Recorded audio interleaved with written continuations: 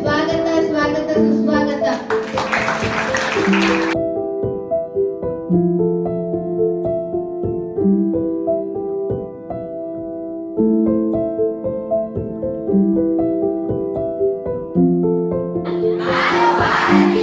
ಸಂವಿಧಾನದ 51ನೇ ವಿಧಿಯ ಅನ್ವಯ ವೈಜ್ಞಾನಿಕ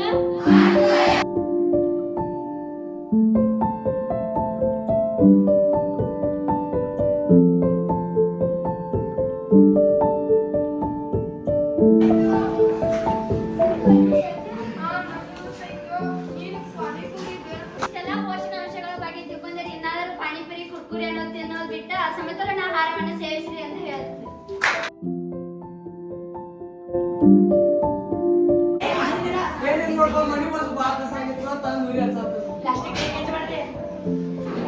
ನೀವು ಹೋಗೋ ಸಾಲಿನ ಮಾಡ್ತೈತಿ ಹೋಗೋ ಸರ್ ಬೇಕಾರೋ ನನ್ನೇನು ಆತೆ ಶಾಲೆ ಮನೆಯಿಂದ ಶಾಲೆ ಬರ್ಕೊಂಡ್ರೆ ಯಜಮಾನರು ಪ್ಲಾಸ್ಟಿಕ್ ಬೇಕಾದ್ರೆ ಅಂತಂದು ಬೆಂಕಿ ಹಚ್ಚಿ ನನ್ನ ಬೆಂಕಿ ಹಚ್ಚಿರಿ ಸರ್. ಏನಾಯ್ತು ಮಗನ ನನ್ನ ಬಗ್ಗೆ ಏನು ಹೇಳಿ ಸರ್?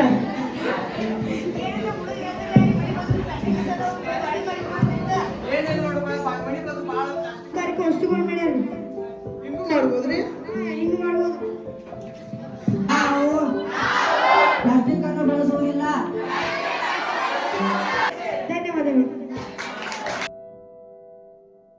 ಪ್ರೌಢಶಾಲೆಯ ಮಕ್ಕಳು ರೂಪಕದ ಪರವಾಗಿ ವ್ಯಕ್ತಪಡಿಸಿ ಎಲ್ಲಾ ಜನರು ನೀರಿನ ಸಂರಕ್ಷಣೆ ಮೂಡಿಸಿಕೊಳ್ಳಲು ಸಂಕಲ್ಪ ಮಾಡಿದ್ದಾರೆ. ಅವರೊಂದಿಗೆ ನಾವು ಕೈ ಜೋಡಿಸಬೇಕು. ಆಯ್ತಾ? ಈ ನೀರು ನಮ್ದು. ನಾನಿಷ್ಟ ನೀವೇನು ಕೇಳಕ್ಕೆ ಹೋಗಿ ಕುಡಿಯಕ್ಕೂ ನೀರಿಲ್ಲ ಸ್ವಾಮಿ. ಬೋರ್ ಹಾಕ್ಸಿ ಇನ್ನೂ 1 ತಿಂಗಳು ಆಗಿಲ್ಲ. ಆಗ್ಲೇ ಬೋರ್ನಾಗ ನೀರು ನಿಂತು ಹೋಗ್ಯಾವೆ. ಏನಂತ ಹೇಳುದು ಸ್ವಾಮಿ? ಬರಗಾಲ ಕೆರೆಗೊಂದು ಕಟ್ಟೂ ನೀರಿಲ್ಲ. ಏನ್ ಮಾಡು ಸ್ವಾಮಿ, ಏನ್ ಮಾಡ್ಬೇಕಂತಾನೆ ತಿಳಿಸಿಲ್ಲ. ನೀರಿನ ಸಂರಕ್ಷಣೆ ನಮ್ಮೆಲ್ಲರ ಹೊಣೆ. ಒಳ್ಳೆಯ ಸ್ನೇಹಿತೆಯರು. ನಾನು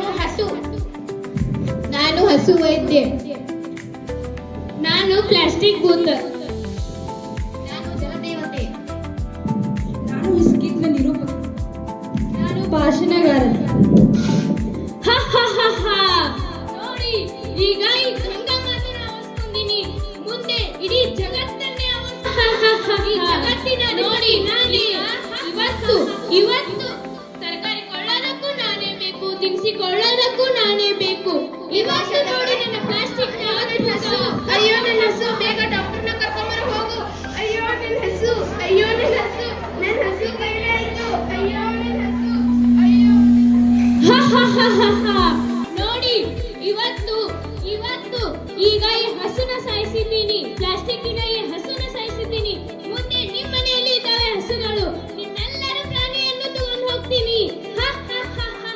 ಬೇಡ ಪ್ಲಾಸ್ಟಿಕ್ ಚೀಲ, ಎಸೆಯಬೇಡಿ ಜೋಕೆ.